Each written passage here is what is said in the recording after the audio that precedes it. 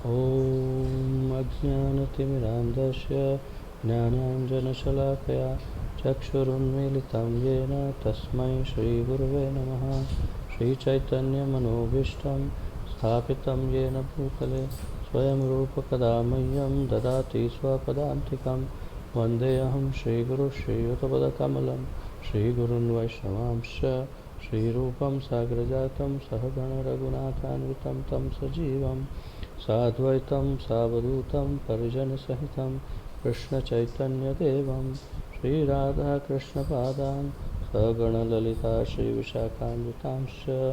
हे कृष्ण करुणा सिन्धो दीनबन्धो जगत्पते गोपेश गोपिकान्त राधाकान्त नमोऽस्तुते।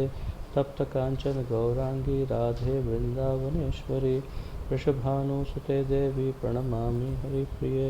वाञ्छाकल्पतरुभ्यश्च कृपा सिन्धुभ्य एव च पतितानां पावनेभ्यो वैष्णवेभ्यो नमो नमः। अनन्तकोटि वैष्णववृन्द की जय। नमः ओं विष्णुपादाय कृष्णप्रेष्ठाय भूतले श्रीमते जयपताका स्वामिन् इति नामिने। नमो आचार्यपादाय निताय कृपाप्रदायने गौरकथाधामदाय नगरग्रामतारिणे। नमः ओं विष्णुपादाय कृष्णप्रेष्ठाय भूतले श्रीमते भक्तिवेदांत स्वामिन् इति नामिने। नमस्ते सारस्वते देवे गौरवाणी प्रचारिणे निर्विशेषशून्यवादी पाश्चात्यदेशतारिणे। जय श्री कृष्ण चैतन्य प्रभु नित्यानंद श्री अद्वैत गदाधर श्रीवासादि गौरभक्तवृंद। हरे कृष्ण कृष्ण कृष्ण हरे हरे हरे राम राम राम हरे हरे। हरे कृष्ण कृष्ण कृष्ण हरे हरे हरे राम राम राम हरे हरे। हरे कृष्ण कृष्ण कृष्ण हरे हरे हरे राम राम राम हरे हरे। आप सबका बहुत बहुत स्वागत है आज के इस अमृतमय मंथन में, जहाँ पर हम श्री भक्ति रसामृत सिंधु का मंथन करके इसमें से अमृत पान कर रहे हैं। और श्रील रूप गोस्वामी प्रभुपाद की कृपा से और श्रील भक्तिवेदांत स्वामी श्रील प्रभुपाद जी की कृपा से हम इस मंथन में बहुत ही आनंद जुटा पा रहे हैं। तो अभी हम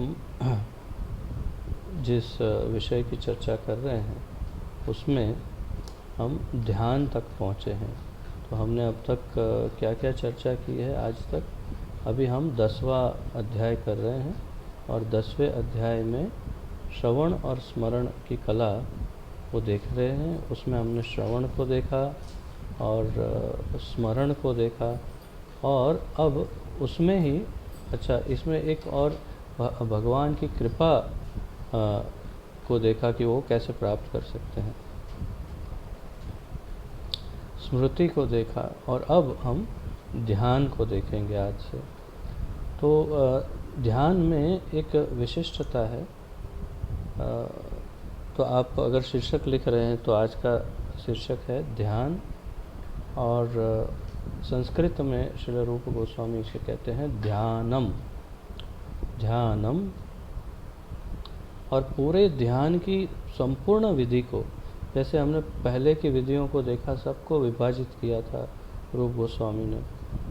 कल हमने देखा कि श्रवणम को इन्होंने 3 वर्ग में विभाजित किया था, नाम, चरित्र और गुण।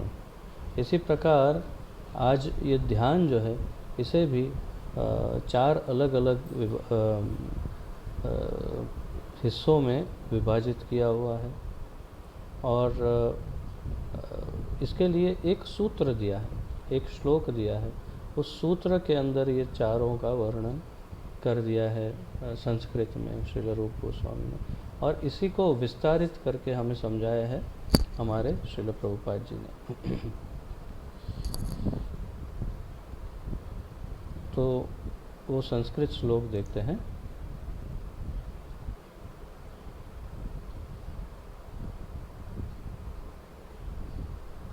ध्यानम रूप गुण क्रीडा सेवा देहे सुष्ठु चिंतनम ध्यानम रूप गुण क्रीडा सेवा देहे सेवा देहे सुष्ठु चिंतनम। तो इसमें उन्होंने ध्यान, रूप, गुण और क्रीड़ा और सेवा, ध्यान में रूप, गुण, क्रीड़ा, सेवा, ये 4 प्रकार बताए और इसका यहाँ पर विभाजन एक एक प्रमाण के साथ प्रभुपाद जी ने किया है। तो सबसे पहले है रूप ध्यानम, सबसे पहला विषय जो है वो है रूप ध्यानम। उसके बाद आएगा गुण ध्यानम, फिर आएगा क्रीड़ा ध्यानम और फिर आएगा सेवा ध्यानम। तो आप जैसे चार्ट बनाते हैं वैसे चार्ट भी बना सकते हैं, तो आपकी मेमोरी में बहुत अच्छा रहेगा और आगे जा कर के केवल उस चार्ट के सामने ऐसे देखने से आपको सब कुछ रिफ्रेश हो जाएगा। तो ऊपर मध्य में ध्यानम लिखे, फिर उसमें से 4 उसके हिस्से बनाए, 1, 2, 3 और 4। और एक एक हिस्सों के अंदर जैसे पहला हिस्सा है रूप ध्यानम, दूसरा हिस्सा गुण ध्यानम, तीसरा हिस्सा क्रीड़ा ध्यानम और चौथा हिस्सा जो है वो है सेवा ध्यानम। तो आप इस तरह से लिखिए रूप ध्यानम, गुण ध्यानम, क्रीड़ा और सेवा, रूप, गुण, क्रीड़ा, सेवा। और कहाँ कहाँ से प्रमाण दिए हैं वो उसके नीचे लिख सकते हैं।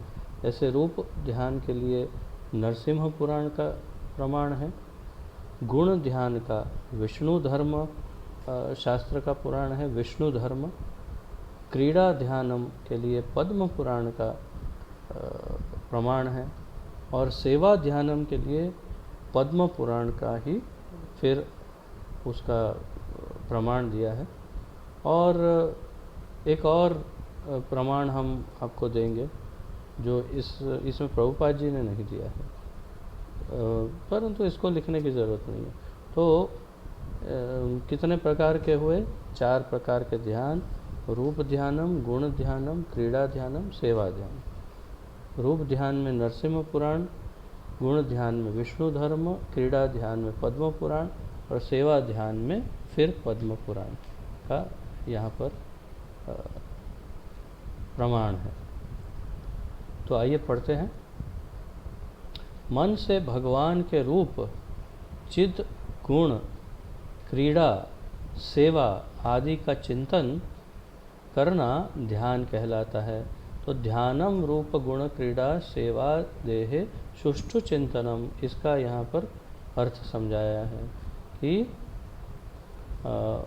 मन से भगवान के रूप, चित्त, गुण, क्रीड़ा, सेवा आदि का चिंतन करना ध्यान कहलाता है।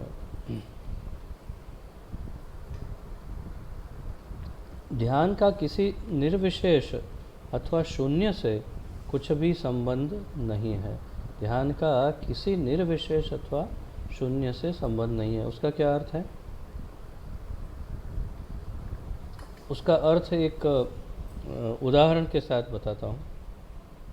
मैं श्रील भक्ति रसामृत स्वामी महाराज का लेक्चर सुन रहा था।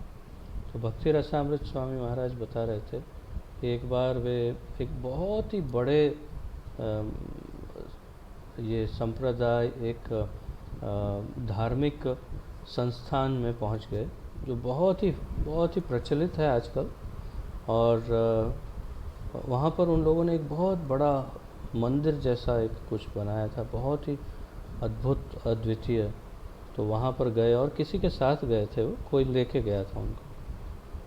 तो पूछा कि ये क्या है, तो उन्होंने कहा कि ये ध्यान केंद्र है। तो उन्होंने कहा ठीक है, चलते हैं, देखते हैं कैसे ध्यान कराते हैं। तो अंदर गए। तो अंदर जब जाने लगे तो द्वारपालों ने रोका। उन्होंने कहा कि आपका सारा सामान जो है वो आप बाहर रख दीजिए, मतलब वहाँ कुछ होगा काउंटर वगैरह, उसमें जमा कर दीजिए। तो सब ने दे दिया, सब कुछ दे दिया। महाराज ने स्वाभाविक रूप से अपनी जोली, माला जोली जो है गले में थी, तो द्वारपाल ने कहा नहीं ये भी नहीं। तो इन्होंने कहा अरे ध्यान सेंटर है, अंदर बैठ के मैं जप करूँगा। बोले नहीं, ये अलाउड नहीं है और इसकी आपको अनुमति नहीं मिल सकती, आप जप माला को भी बाहर छोड़िए। तो उन्होंने कहा चलो देखना ही है अंदर क्या है।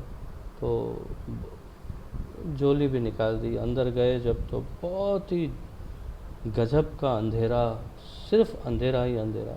तो जैसे तैसे हाथ पकड़ पकड़ करके वहाँ पर अंदर घुसे तो लगा कि हाँ कहीं बैठने की जगह है। तो धीरे से एक जगह पर नीचे बैठ गए। जब नीचे बैठे तो फिर क्या हुआ कि उन्होंने देखा कि यहाँ पर कुछ सामने कुछ चमक रहा है। तो उन्होंने ध्यान से देखा तो कुछ स्फटिक जैसा, कोई पत्थर जैसा कुछ था, एक छोटा सा, और उसके अंदर से लाइट आ रही थी। मतलब एक उन्होंने घूमता हुआ स्फटिक जैसा पत्थर रखा था और पूरे हॉल के अंदर, बहुत विशाल हॉल था, कई गुना लोग, कितने लोग अंदर बैठ सकते हैं। पूरे हॉल में और कुछ नहीं, केवल अंधकार, केवल वो पत्थर चमकता हुआ। उन्होंने सोचा कि अच्छा इनका ध्यान यही है, तो चलो देखते हैं, कुछ मन से हरे कृष्ण महामंत्र का जप करके देखेंगे क्या होता है, थोड़ा शांति मिलेगी। तो और बाकी सब लोगों को कैसे ध्यान होता है। तो आपको तो अनुभव होगा कि जब कभी बाहर से अंधेरे में जाते हैं तो थोड़ी देर तक तो बिल्कुल कुछ नहीं दिखता, फिर थोड़ी देर अंधेरे में बैठने के बाद धीरे धीरे धीरे धीरे काफ़ी कुछ दिखने लगता है, क्योंकि फिर आँखों को वो ट्रेनिंग मिल जाती है अंधेरे में देखने की। तो वैसा ही हुआ, थोड़ी देर के बाद उनको दिखाई दिया कि हाँ कुछ काफ़ी अंतर पे कुछ लोग बैठे हैं और सब लोग उसी पत्थर के सामने देख रहे हैं और कुछ नहीं कर रहे। महाराज ने कहा ठीक है, देखते हैं इनको कैसे ध्यान लगता है, क्या होता है। तो थोड़ी देर बैठे, थोड़ी देर के बाद उनको अचानक इस तरफ से एक आवाज़ सुनाई दी। आवाज़ कैसी थी, तो एकदम ऐसे देखे, अरे ये क्या हुआ। तो एक विकेट डाउन, एक सो गया। तो थोड़ी देर में फिर दूसरी इस तरफ से आवाज़ आई, तो ऐसे देखा यहाँ पर और एक विकेट डाउन, एक और सो गया। और थोड़ी देर में तो सब जगह से आवाज़ें आने लगी, जहाँ देखे वहाँ सब लोग सो रहे हैं। तो उनके ध्यान केंद्र में अधिक से अधिक लोगों को इन्होंने खर्राटे लगाते हुए देखा। तब उनको लगा कि कैसी दुर्दशा है, न समझते हैं युग धर्म को, न शास्त्रों को पढ़ते हैं, न धार्मिक ग्रंथों का अध्ययन करके जो परंपरा में आए हुए गुरुजन हैं उनसे कुछ मार्गदर्शन लेते हैं। अचानक एक व्यक्ति उठ के खड़ा होता है, बोलता है हम संप्रदाय हमने चालू कर दिया, मैं ये इसका अवतार हूँ, ये हूँ, बाबा हूँ, ये हूँ। और लोग हजारों लाखों की तादाद में उनके पीछे दौड़ने लगते हैं और ऐसे ध्यान केंद्र में एक पत्थर चमकाते हैं, चमकते हुए पत्थर पर केंद्रित करते हैं ध्यान, और उसमें खर्राटे मारते हैं लोग, और कुछ नहीं। तो तात्पर्य क्या है कि इसे कहते हैं कैटभ धर्म। कैटभ धर्म जो भागवत में बताया है, कैटभ धर्म का अर्थ है चीटिंग रिलीजन, जिसके अंदर लोग दूसरों को, साधारण सामान्य जीवों को छलते हैं और अपनी दाल रोटी निकालते हैं। तो इस ध्यान की चर्चा क्यों मैंने की, क्योंकि यहाँ पर जो कहा है कि ध्यान का किसी निर्विशेष अथवा शून्य से कुछ भी संबंध नहीं है। अर्थात ये वो वाला ध्यान नहीं है जिसमें कोई एक चमकते हुए स्फटिक पे ध्यान लगाना, या फिर एक कोई दीपक की लौ पे ध्यान लगाना, या सूर्य पे ध्यान लगाना। ऐसा वाला ये निर्विशेष या निर्गुण या मायावादी जैसा शून्यवादी वाला ध्यान नहीं है। ये ध्यान जो युग धर्म के रूप में शास्त्रों ने हमें बताया, कृते यध्यायतो विष्णु, सत्य युग में भगवान विष्णु पे ध्यान लगाना, वो युग धर्म था, उस ध्यान, वास्तविक ध्यान योग की बात है। आज हम जो चर्चा करेंगे वो वास्तविक शास्त्रों के अनुसार, परंपरा के अनुसार, आचार्यों के मत अनुसार जो वास्तविक ध्यान विधि है, ध्यान योग, उसकी चर्चा आज हम यहाँ पे करेंगे।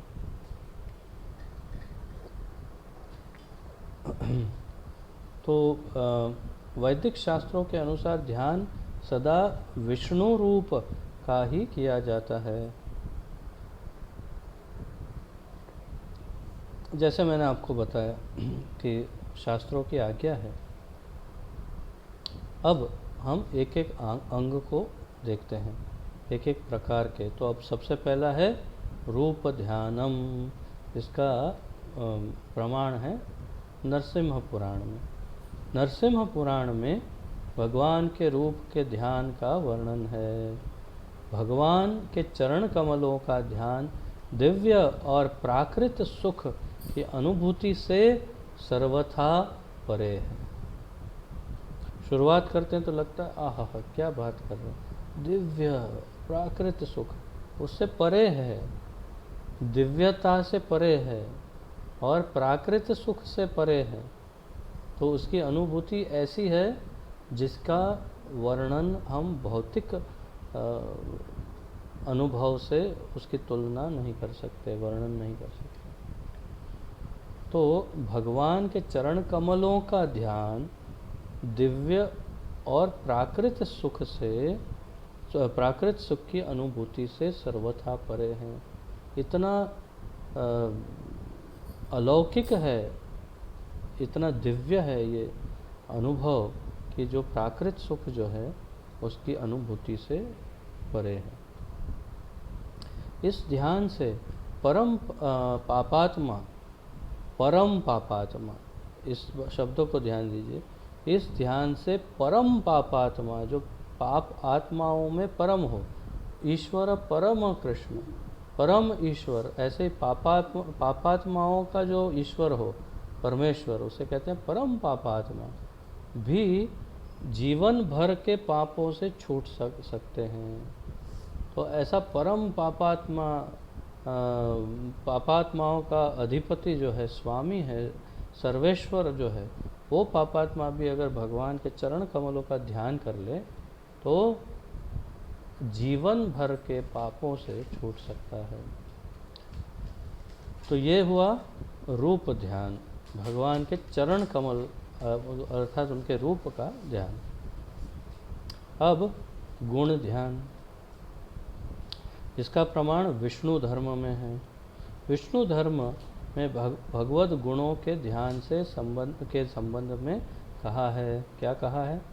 निरंतर कृष्ण भावना भावित रहकर भगवान के दिव्य गुणों का स्मरण करने वाले जन संपूर्ण पापों से मुक्त होकर वैकुंठ गमन के योग्य बन जाते हैं।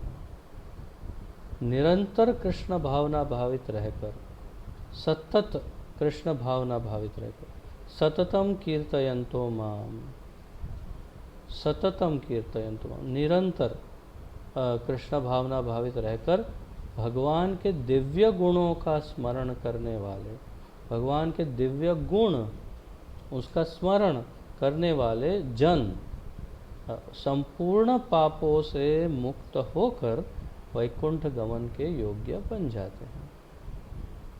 तो यहाँ पर भगवान के धाम जाने का एक और फॉर्मूला मिल गया।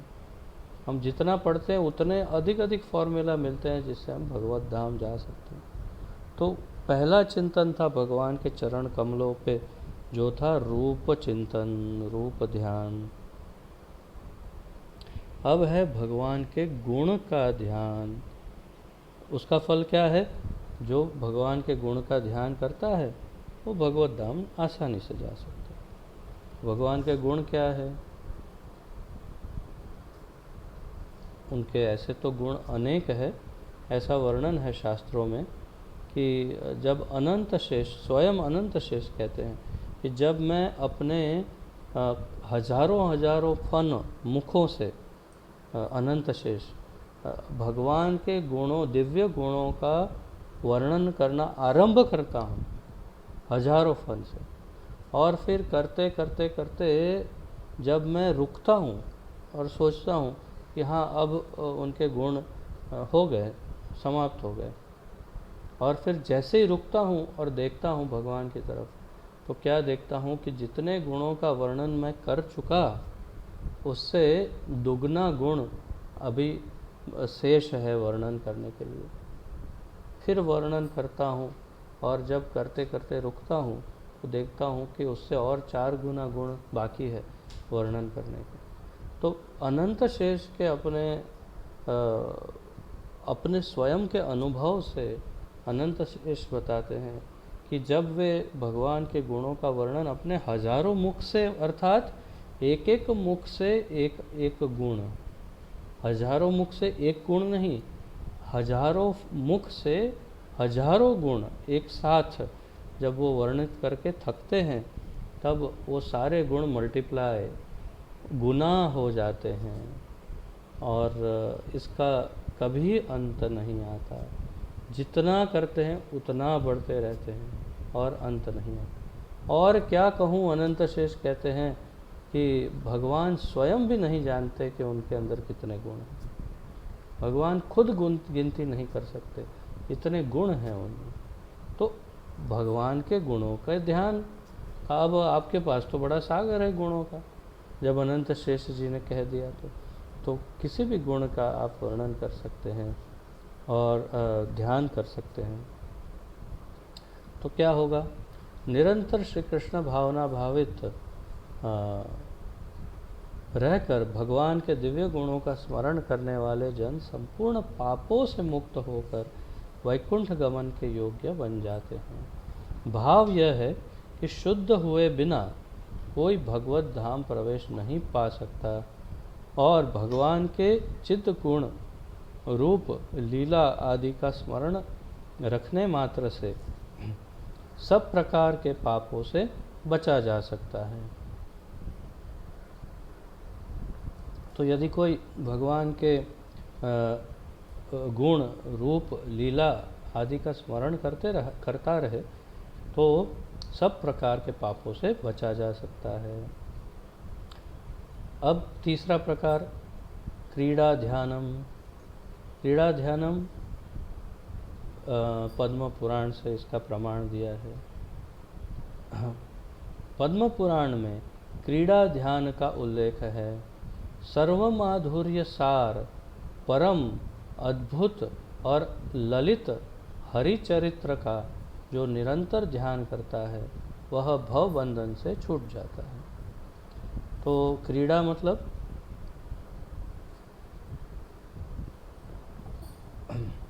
खेल, क्रीड़ा मतलब खेल या लीला, अब उसे खेल कह सकते हैं। तो विशेष रूप से जो खेल कूद है या कोई प्रक्रिया है, जैसे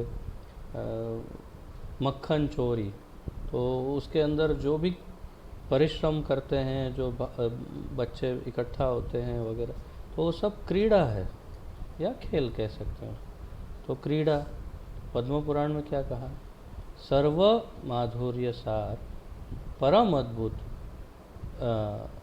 ललित हरिचरित्र को जो निरंतर ध्यान करता है, अर्थात कि अंतःकरण में, जैसे दामोदर लीला, तो दामोदर लीला का चिंतन कर रहे हैं, या फिर कालिया दमन लीला, या कोई ऐसी एक लीला, मटकी फोड़ लीला है, जो भी, तो वो सब लीलाओं का जो चिंतन करता है, उनकी क्रीड़ाओं का चिंतन करता है, तो उससे क्या होता है, वह भव बंधन से छूट जाता है।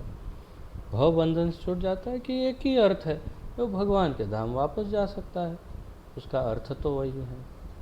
अब चौथा, सेवा ध्यान। सेवा ध्यानम में वो भी पद्म पुराण से लिया है। कतिपय शास्त्रों में प्रमाण है कि जो मनुष्य केवल सेवा ध्यान भी करता है उसकी भी सर्वाभीष्ट सिद्धि होती है और वह अपने नेत्रों से भगवान का साक्षात्कार करता है।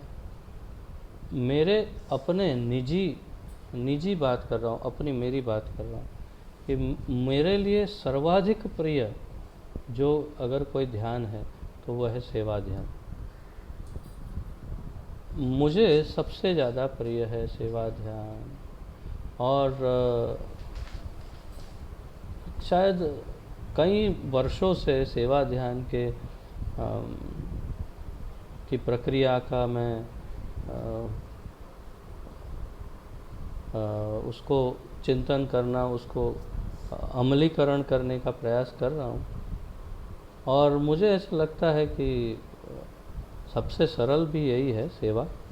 और शायद जैसे शास्त्र और हमारे पूर्ववर्ती आचार्य बता रहे हैं, अब जैसे प्रमाण मिलेंगे, सबसे प्रबल भी है ये, बहुत प्रबल है। क्योंकि जो कुछ भी आप वास्तविक सेवा में नहीं कर सकते, वो सब कुछ आप इस सेवा ध्यान में कर सकते हैं। तो जैसे जैसे मैं वर्णन करूँगा आपको स्पष्ट होता जाएगा। और आप लोगों को भी मैंने कुछ हद तक सिखाया है पहले कई क्लासेस में, विशेष रूप से जो दीक्षित भक्त हैं उनको। परंतु आप इसे बहुत ध्यानपूर्वक सुने और अगर अपने जीवन में इसे उतारेंगे तो मेरा निजी मत है कि ठाकुर जी के बहुत जल्दी बहुत करीब पहुंच सकते हैं। ये मेरा निजी मत है। मैं किसी भी आचार्यों का या किसी के भी मत का न खंडन कर रहा हूँ और न अनुमोदन कर रहा हूँ। मैं केवल अपने स्वयं के मत को प्रस्तुत कर रहा हूँ, जो मुझे लगता है कि इस ध्यान से बहुत जल्दी आप भगवान के करीब पहुँच जाते हैं। वो कैसे देखते हैं? तो यहाँ पर भी कुछ ऐसा कहा कि कुछ शास्त्रों में प्रमाण है कि जो मनुष्य केवल सेवा ध्यान भी करता है, केवल सेवा ध्यान, और कोई सेवा नहीं कर रहा है और कोई ध्यान नहीं कर रहा है, उसकी भी सर्वाभिष्ट सिद्धि होती है। सर्वाभिष्ट अर्थात सब सिद्धि उसे प्राप्त होती है और वह अपने नेत्रों से भगवान का साक्षात्कार कर सकता है। अपने नेत्रों से भगवान का साक्षात्कार भी कर सकता है। इस संदर्भ में ब्रह्म वैवर्त पुराण के अंतर्गत एक सुंदर कथा है। अब एक बहुत सुंदर कथा की यहाँ पर कथा कह करके प्रभुपाद समझा रहे हैं। दक्षिण भारत, साउथ इंडिया के प्रतिष्ठानपुर में एक ब्राह्मण रहता था। वह संपन्न तो नहीं था, अर्थात धनवान बिल्कुल नहीं था, परंतु यह सोचकर सदा आत्मतृप्त रहता था कि पूर्व जन्म के पाप और श्री कृष्ण की इच्छा के कारण ही उसे पर्याप्त धन वैभव नहीं मिला। धन वैभव क्यों नहीं मिला? क्योंकि पूर्व जन्म के पाप थे और भगवान कृष्ण की इच्छा नहीं थी। अतः उसने अपनी दरिद्रता की लेश मात्र भी ग्लानि नहीं थी, उसे अपनी दरिद्रता की थोड़ी भी ग्लानि, दुख नहीं था। वह बड़ी शांति से रहता था, शांत मन का था, स्थिर था और कोई कभी भी कंप्लेन नहीं करता था, अरे मेरा ये है दरिद्रता। शांतिपूर्वक रहता था। वह परम उदार भी था और कभी कभी महान आत्मज्ञानियों के प्रवचन सुनने जाता था। और कभी कभी महान आत्मज्ञानियों के प्रवचन सुनने भी जाता था। He might like this if he listens. तो फिर क्या हुआ? वह परम उदार ऐसी ही एक सभा में, जहाँ वह बड़ी श्रद्धा से वैष्णव आचार का श्रवण कर रहा था, उसने सुना कि ये क्रियाएं मानस सेवा के रूप में भी की जा सकती है। तो वो एक बड़े वैष्णव सभा में बैठा था, जहाँ पर वैष्णव आचरण के और कुछ उसको, जैसे हमने साधन भक्ति के बहुत सारे अंग सीखे, तो वो उसकी चर्चा चल रही थी उसमें। और उसमें उस चर्चा में धीरे धीरे उसने सुना कि ये सारी जो क्रियाएं हैं बाह्य रूप से, जैसे एक श्री विग्रह का की स्थापना करके उनकी सेवा की, पूजा, वो सब जो भी किया, वो सारी क्रियाएं मानस सेवा, मन से की हुई सेवा के रूप में भी की जा सकती है। तो तात्पर्य यह है कि यदि कोई प्रकट रूप में वैष्णव क्रियाओं को न कर सके तो वह सेवा का ध्यान ही करे। ऐसा करने से वही फल प्राप्त होगा। बहुत बड़ी बात है ये। यदि कोई किसी कारणवश, जैसे अभी हम लॉकडाउन में हैं, मंदिर में नहीं जा सकते, घर में तो ठाकुर जी हैं, उनकी सेवा करते हैं, परंतु यदि किसी का मंदिर में जाने का नियम हो या मंदिर जाने का मैं सेवा हो किसी की, जैसे कोई ब्राह्मण है मंदिर में सेवा हो, जो नहीं कर सकता तो वो क्या करे, वो उन सारी सेवाओं को मन से कर सकता है। और अगर कर सकता भी है शरीर से, तो भी फिर वो मन से क्यों नहीं कर सकता? और एक बार तो मन से भी कर सकता है, शरीर से भी कर सकता है। और मेरा निजी मत ये है कि मन से बहुत अधिक उसमें भाव उत्पन्न होता है। शरीर से करते समय उसमें कुछ त्रुटियां हो सकती है, परंतु जब मन से करते हैं वही सेवा, तो उसमें काफ़ी शुद्ध भाव आ जाता है, एक प्रेम आता है, एक लगाव आता है ठाकुर जी के विग्रह अथवा ठाकुर जी के साथ। और दूसरा कि सबसे बड़ी बात, उसमें कोई सीमा नहीं है, कोई सीमांकन नहीं है, कोई लिमिट, कोई बाउंड्री नहीं है कि बस इतना कर सकते हैं। जबकि आप शारीरिक रूप से जब सेवा करते हैं तो उसमें सीमांकन होता है, वो उसकी एक लिमिट होती है कि आप इतना कर सकते, इतना नहीं कर सकते, इतनी सामग्री है आपके पास, इतनी वस्तु है, उससे अधिक नहीं है। सब चीज़ की सीमा है। जबकि मन से जब सेवा करते हैं तो किसी भी चीज़ की सीमा नहीं है। सामान्य उदाहरण, जब मैं मन से ठाकुर जी को भोग लगाता हूँ तो मैं इस संसार के सारे 56 भोग, सारे राज भोग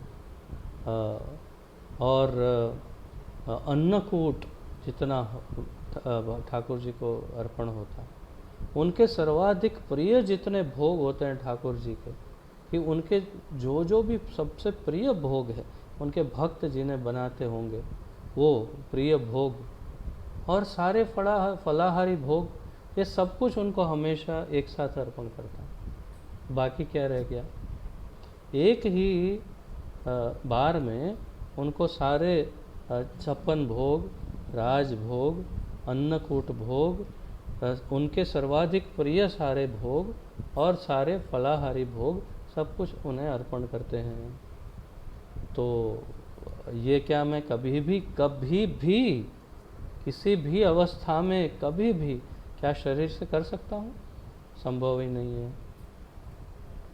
लगभग असंभव है। तो मन से प्रतिदिन कर सकते हैं, दिन में 56 बार कर सकते हैं, चाहो तो जब चाहो कर सकते हैं, कल्पना ही तो करनी है।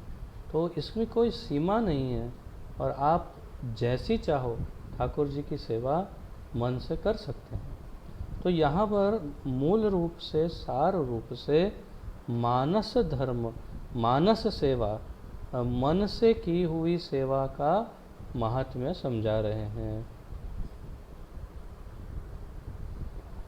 तो बहुत ध्यान दीजिएगा, क्योंकि जैसे मैं कह रहा हूँ मेरी तो सबसे प्रिय है ये सेवा। और देखिए, तो फिर क्या हुआ उस ब्राह्मण का? उसने सुना कि मन से की हुई सेवा, मानस सेवा के रूप में भी ये सारी क्रियाएं की जा सकती है।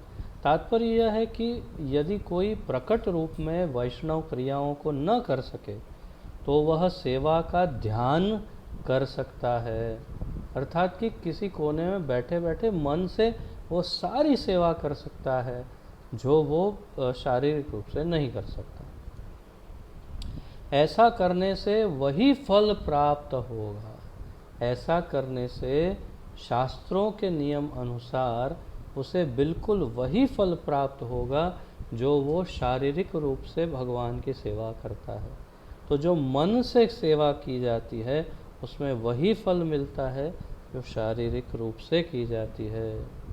तो आज तक मैं कभी मंदिर में हार लेके नहीं गया, क्योंकि हमेशा दुनिया के सबसे श्रेष्ठतम फूलों का हार मैं हमेशा भगवान को चढ़ाता हूँ।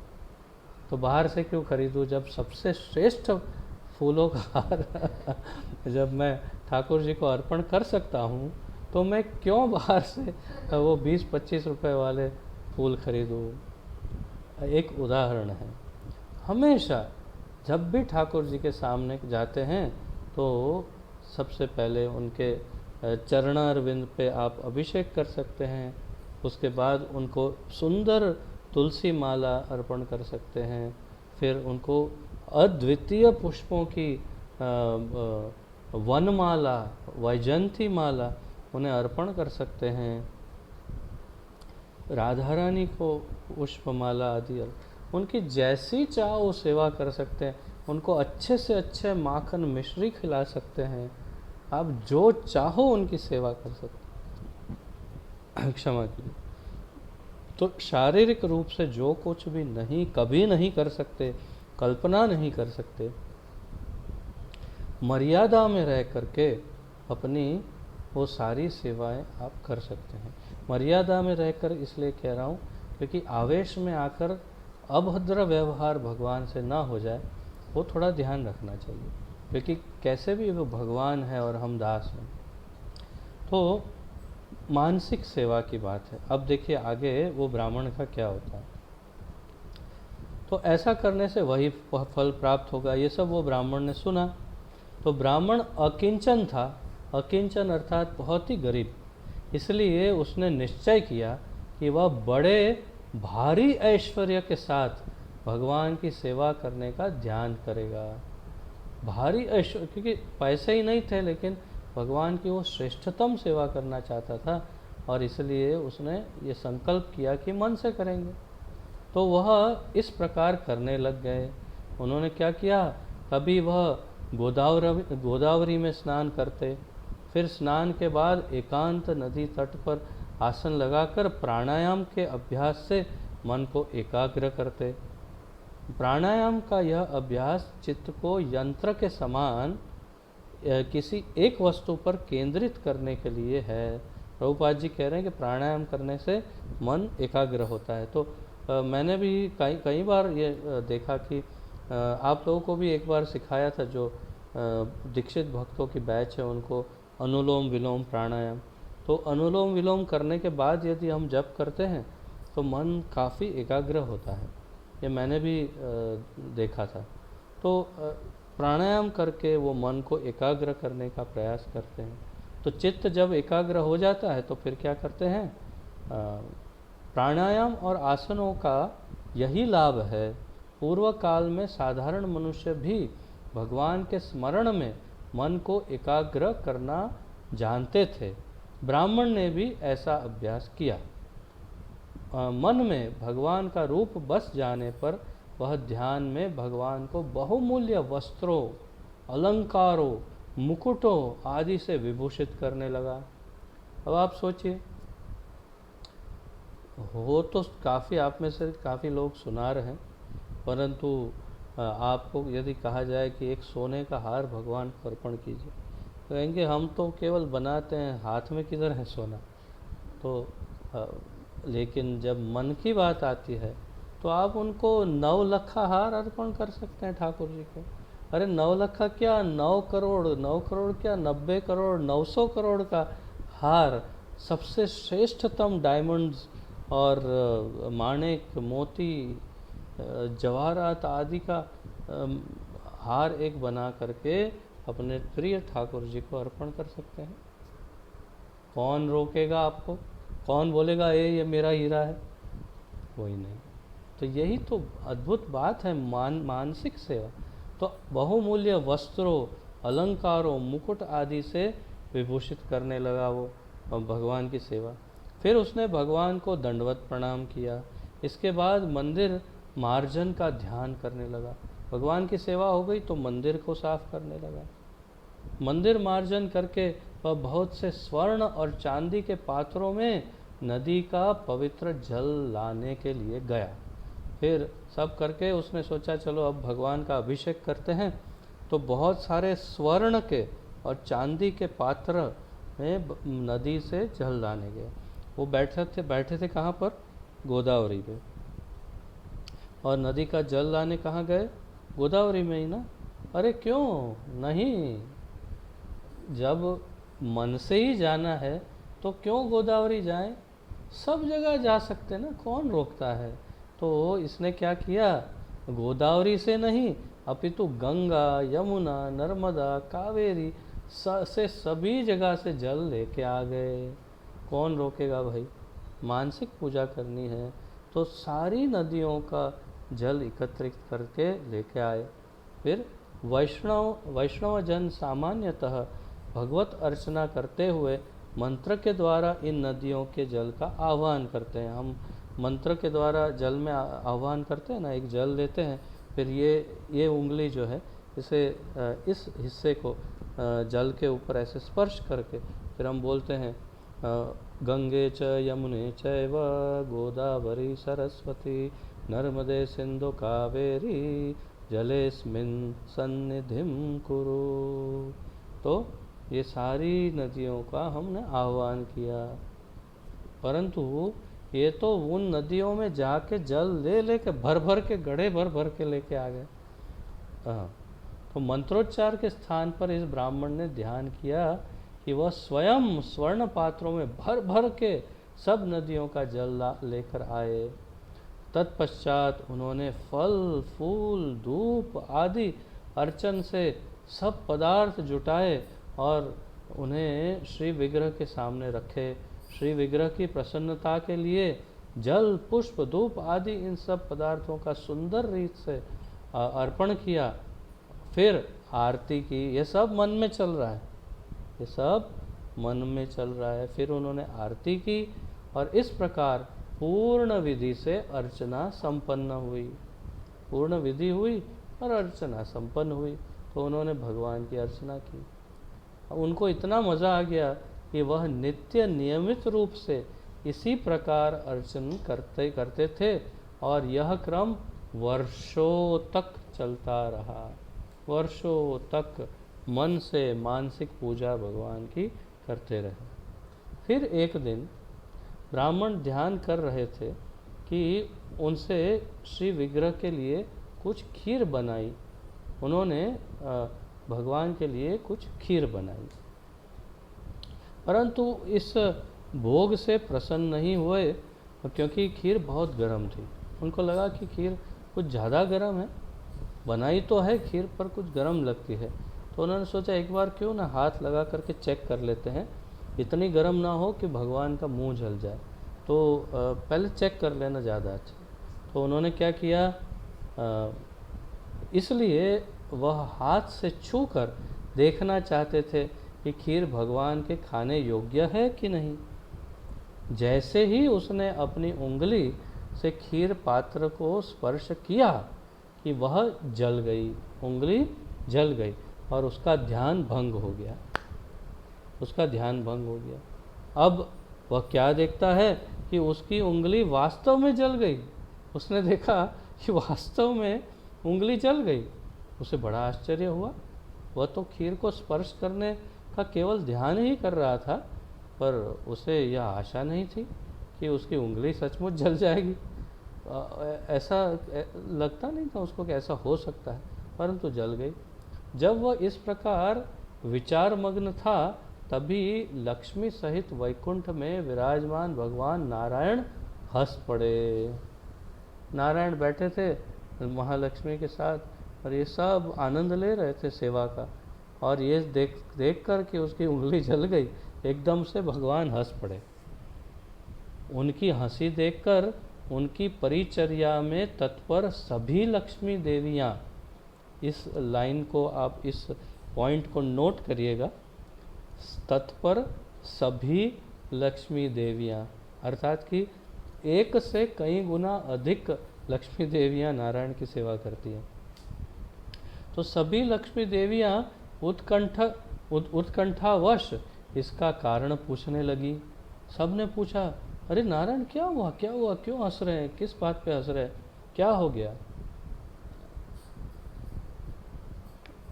श्री भगवान ने कुछ भी उत्तर नहीं दिया, वरन तत्काल ब्राह्मण को बुलावा भेजा और वैकुंठ का एक विमान ब्राह्मण को लेकर तत्क्षण भगवान नारायण के सानिध्य में पहुंच गया। उसी समय भगवान ने एक विमान भेज दिया और बोला उस ब्राह्मण को मेरे पास ले आओ। तुरंत ब्राह्मण उस विमान में बैठ के सीधा वैकुंठ पहुंच गया। तब भगवान ने सारा वृत्तांत सुनाया और कहा, इस प्रकार बड़भागी ब्राह्मण को भगवान और लक्ष्मी गण के सानिध्य में नित्य वैकुंठवास प्राप्त हुआ।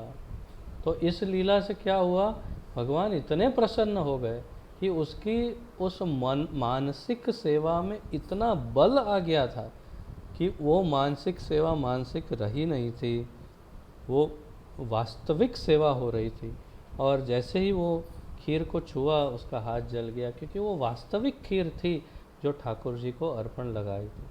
और भगवान इतने प्रसन्न हुए कि उसको उसी समय विमान भेज करके वैकुंठ बुला लिया कि तू इधर ही आ जा। और उन्हें इतनी लक्ष्मियों के साथ श्री नारायण की सेवा का सानिध्य प्राप्त हुआ। इस कथा से प्रकट होता है कि अपने धाम में विराजमान होने पर भी श्री भगवान सर्वव्यापी है। वैकुंठ में ही नहीं, अर्चन का ध्यान करते हुए ब्राह्मण के हृदय में भी बैठे थे। अतएव हम जान सकते हैं कि भगवान भक्तों द्वारा ध्यान में अर्पित पदार्थों को भी ग्रहण करते हैं और इससे भक्त की अभिष्ट सिद्धि हो जाती है। तो भगवान जो भक्त ध्यान में अर्पण करते हैं उसे भी ग्रहण करते हैं, उसे भी स्वीकार करते हैं और इसी से भक्त की अभिष्ट सिद्धि होती है। अब एक और सुंदर उदाहरण देते हैं, और वो सुंदर उदाहरण है श्रील रघुनाथ दास गोस्वामी का। तो बिल्कुल इसी प्रकार रघुनाथ दास गोस्वामी जो हैं वे भी भगवान की मानसिक सेवा करते थे हमेशा। और एक बार अचानक क्या हुआ कि उनके पेट में बहुत दर्द हो गया। तो बहुत दर्द होने पर, पेट खराब होने पर वैद्य को बुलाया और वैद्य ने उनकी नर्व्स जो नाड़ी है उसे चेक किया और चेक करके बोला कि हाँ, आज इन्होंने बहुत ही ज़्यादा अधिक मात्रा में खीर खा ली है, इसीलिए इनका पेट खराब हो गया। सब लोग आश्चर्यचकित हो गए, क्या कह रहे हो, खीर खा ली है? ये तो हर 2 दिन में एक बार 1 प्याली छाछ पीते हैं, 2 दिन में एक बार छाछ, वो भी 1 प्याली पीते हैं, और आप कह रहे खीर खा ली है? ये तो कुछ भी नहीं खाते हैं, केवल छाछ पर जीवित है, तो कैसे खीर खा ली है आप बोल रहे हैं? उन्होंने बोला ठीक है, एक बार और चेक करते हैं। दोबारा देखा, कंफर्म है, कंफर्म, एकदम कंफर्म है, इन्होंने उनकी लिमिट से अधिक खीर दबा दबा के खाई। जब उनको पूछा तो रघुनाथ गोस्वामी ने कहा सही बात है, कैसे, हमने तो देखा ही नहीं, कहाँ से आई खीर? वो ये हुआ कि मैं आज ठाकुर ठाकुरानी को मैंने सोचा आज उनको सुंदर खीर खिलाते हैं, तो मैंने बहुत ही सुंदर सी खीर बनाई और उन्हें भोग लगाई। ठाकुर ठाकुरानी ने खाई और वापस प्रसाद करके छोड़ दी। अब इतनी सारी खीर थी, मैंने सोचा कि थोड़ी मैं भी चख लेता हूँ, प्रसाद ही है। तो मैंने खाया, मुझे इतना आनंद आया उस खीर में कि मुझे लिमिट का पता ही नहीं चला, बस मैं खाता रहा और इतनी खा गया वो खीर कि बदहजमी हो गई। तो क्या तात्पर्य है कि मानसिक सेवा, मन से की हुई सेवा में इतना बल था, इतना बल हो सकता है, इतना बल होता है कि वास्तव में वही खीर उनके पेट में थी और उनके पेट में बदहजमी हो गई, इतनी भारी पड़ गई वो खीर। तो मानसिक सेवा का बहुत बड़ा महत्व है। और मेरे भी विचार से, निजी विचार से, मैंने जैसे कहा, मेरी ये प्रैक्टिस है कि जब कभी भी मैं ठाकुर जी के सामने जाता हूँ, चाहे अपने घर के ठाकुर जी हो, चाहे मंदिर के ठाकुर जी हो, कभी भी जब ठाकुर जी के सामने जाते हैं तो सबसे पहले तो मैं स्नान करता हूँ, आचमन करता हूँ, तिलक लगाता हूँ, और फिर ठाकुर जी के सामने, ये सब मानसिक। उसके बाद शुद्ध होके ठाकुर जी के सामने जा कर के उन्हें तुलसी माला अर्पण करते हैं, चरणों को प्रक्षालित करते हैं, चरण सेवा आदि, उनको अच्छे सुंदर सिंहासन पे बिठाते हैं, सुंदर सुंदर पुष्पमाला अर्पण करते हैं। और मैंने जैसे कहा, सारे 56 भोग, राजभोग, अन्नकूट, महाभोग, उनके सर्वाधिक प्रिय सारे उनके भक्तों द्वारा बनाए हुए भोग और सारे फलाहारी भोग, सब कुछ उनको अर्पण करके फिर उसके बाद उनकी आरती करते हैं। और जितनी उनकी संभव हो, षोडश उपचार जिसे कहते हैं, सेवा, पूजा, अर्चना, वंदना, सब कुछ पूरा एक एक चीज़, एक एक अंग हर जगह हर समय तो नहीं कर सकते, परंतु यदि कुछ कर सकते हैं तो कुछ कुछ चीज़ें करने का प्रयास करके और फिर उनकी परिक्रमा करते हैं। और ये करके फिर उनसे आशीर्वाद मांगते हैं कि हम और हमारे सारे गुरु भाई बहन, हमारे सारे भक्तजन, सब लोगों को हमेशा भक्ति प्राप्त हो, सबके लिए प्रार्थना करते हैं, जो बीमार आदि हो उनके लिए प्रार्थना करते हैं, और ठाकुर जी को भी प्रार्थना करते हैं कि आप सदैव हमारी सेवा से प्रसन्न रहिए। ये सब कुछ मन से प्रतिदिन हो सकता है, और क्यों नहीं हो सकता। तो प्रतिदिन आप ठाकुर जी की मन से सेवा कर सकते हैं। एक और उदाहरण है, मेरे पिताजी जो हैं वो भी प्रतिदिन मेरे ख्याल से आधा या 1 घंटा मानसिक परिक्रमा करते हैं, वृंदावन जाते हैं, और कहाँ कहाँ जाते हैं, और कौन सी जगह जाते हैं।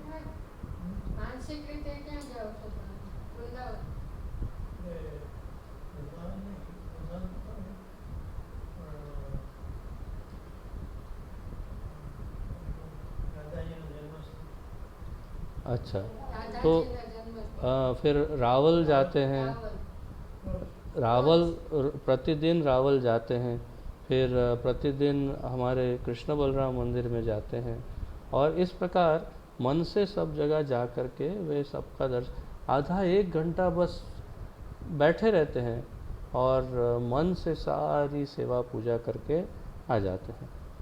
तो क्या ये विफल है? क्या ये आलस्य है?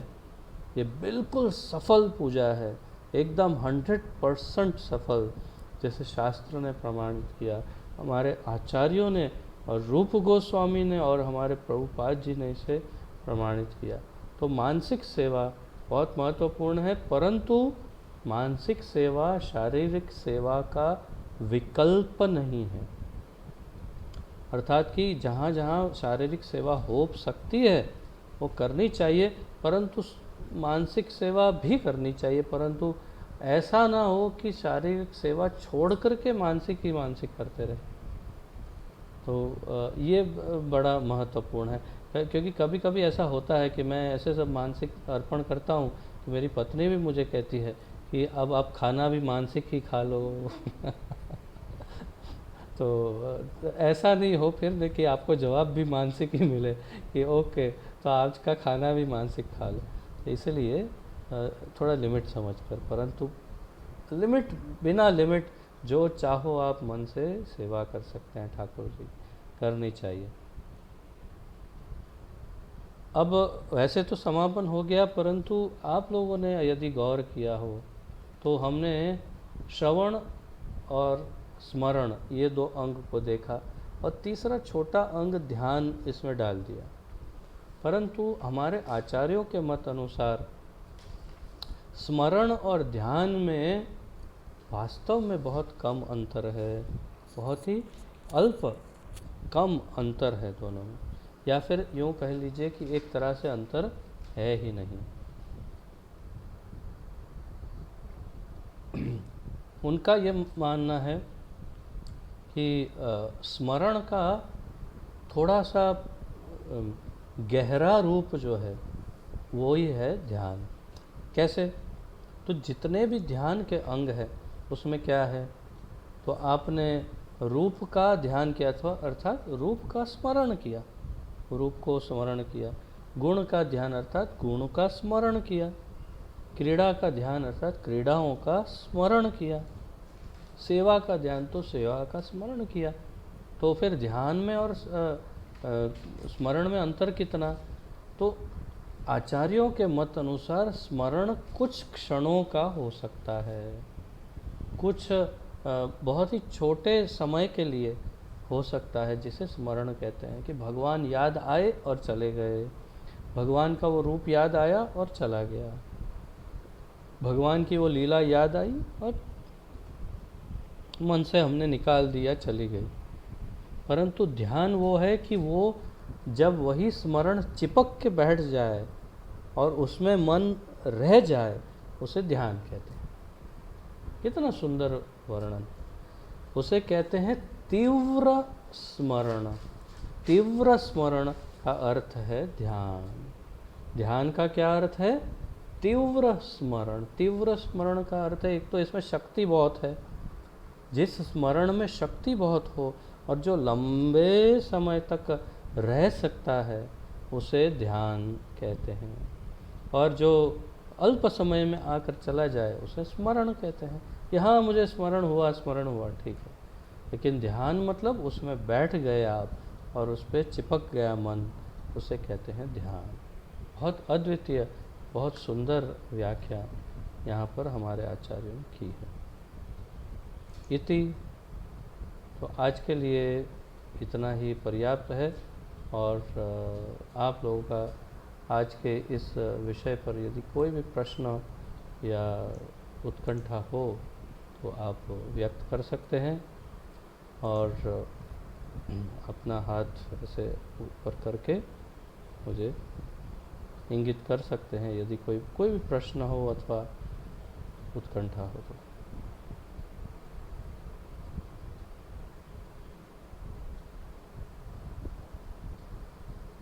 हाथ शरीर का उठाना, मन वाला नहीं, क्योंकि मानसिक हाथ उठाएंगे तो मुझे दिखाई नहीं देगा, भगवान को दिखाई देगा। तो बोले अभी अभी तो सिखाया प्रभु जी, मानसिक हाथ उठा रहे हैं हम, आप जवाब ही नहीं दे रहे। इसमें मानसिक सेवा मत करना है, थोड़ा हाथ उठाना।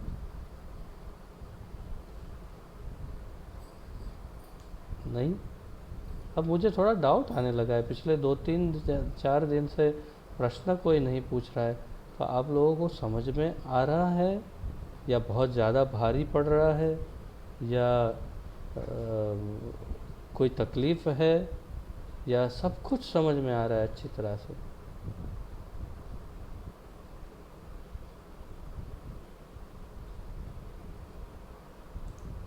हाँ, विपिन बिहारी।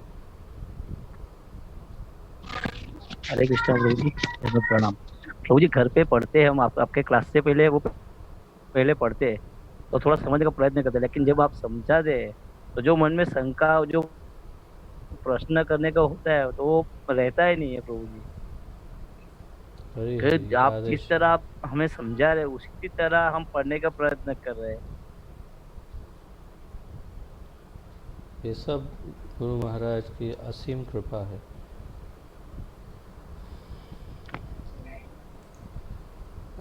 अब प्रभु जी बता रहे हैं कि वो पढ़ते हैं पहले, और फिर जब क्लास होता है तो अपने आप डाउट्स क्लियर हो जाते हैं। तो अच्छी बात है, यदि आप सबके डाउट्स क्लियर हो रहे हैं तो बहुत बढ़िया है। और तो बस आज विराम लेते हैं यहाँ पर ही, और कल फिर आगे बढ़ेंगे। वैसे आज काफ़ी समय है, मुझे भी थोड़ा रेस्ट मिल जाएगा, एक 10 मिनट दूसरे क्लास के की शुरुआत से पहले। तो आप सबका बहुत बहुत धन्यवाद। श्रील रूप गोस्वामी प्रभुपाद की जय। श्री भक्ति रसामृत सिंधु की जय। पतित पावन अभय चरणारविंद भक्ति वेदांत स्वामी श्रील प्रभुपाद की जय। पतित पावन गुरु महाराज की जय। आप सब भक्तों की जय हो। निताय गौर प्रेमानंदे। हरि हरि बोल। हरे कृष्णा। सबको दंडवत प्रणाम।